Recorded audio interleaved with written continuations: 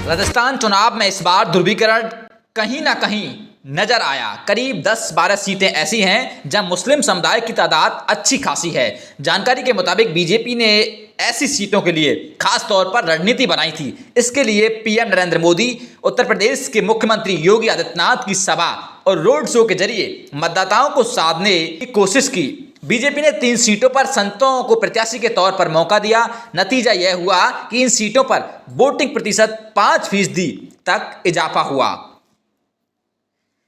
यह इसलिए भी चौंकाने वाला है क्योंकि ध्रुवीकरण का असर अब तक उत्तर प्रदेश, दिल्ली, बिहार, पश्चिम बंगाल, गुजरात, मध्य प्रदेश, महाराष्ट्र और आंध्र प्रदेश में ही दिखता था, जिसके चलते इन राज्यों के कई विधानसभा क्षेत्रों में मतदान प्रतिशत भी बढ़ा। लेकिन पहली बार राजस्थान में ऐसा देखने को मिला।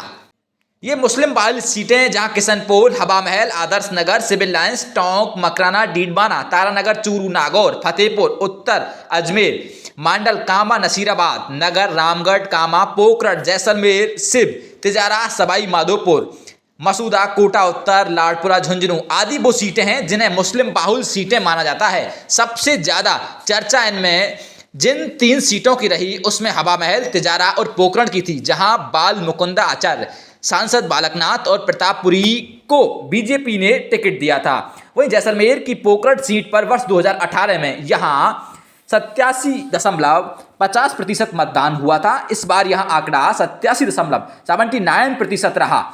यह राजस्थान का सबसे ज्यादा मतदान प्रतिशत है। यहां कांग्रेस से अल्पसंख्यक मामलात मंत्री साले मोहम्मद और भाजपा के संत प्रतापपुरी मैदान में थे, जबकि हॉट सीट तिजारा पर बीजेपी ने अपना खाता खोलने के लिए इस बार बाबा बालकनाथ को मौका दिया। हिंदूवादी चेहरे के रूप में पहचाने जाने वाले बालकनाथ के सामने कांग्रेस ने इमरान खान को टिकट दिया। इसके अलावा हवा महल पर बाबा बाल मुकुंदा आचार्य के सामने कांग्रेस से आर तिवारी को मैदान में थे। नागौर जिले की इस सीट को मुस्लिम, राजपूत और जाट बहुल माना जाता है। इस सीट का मुकाबला इसलिए भी रोचक हो गया क्योंकि यूनुस खान ने बीजेपी से बगावत कर चुनाव लड़ा, जबकि बीजेपी से जितेंद्र सिंह जोधा और कांग्रेस से चेतन डूडी मैदान में हैं।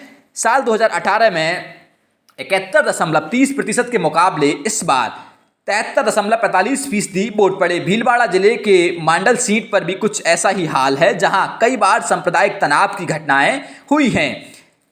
यहां से कांग्रेस के रामलाल जाट खड़े हैं जो राज्यसभा मंत्री हैं। उनके सामने बीजेपी ने नए चेहरे उदयलाल बढ़ाना को उम्मीदवार बनाया है। यह 2018 में 77.61% मतदान हुआ था, जबकि इस वर्ष 81.50% मतदान हुआ है। न्यूज़ ऑफ राजस्थान आपको सच दिखाता है। न्यूज़ ऑफ राजस्थान से जुड़ने के लिए आप हमारे यूट्यूब, इंस्टा, फेसबुक पेज पर हमसे जुड़ सकते हैं।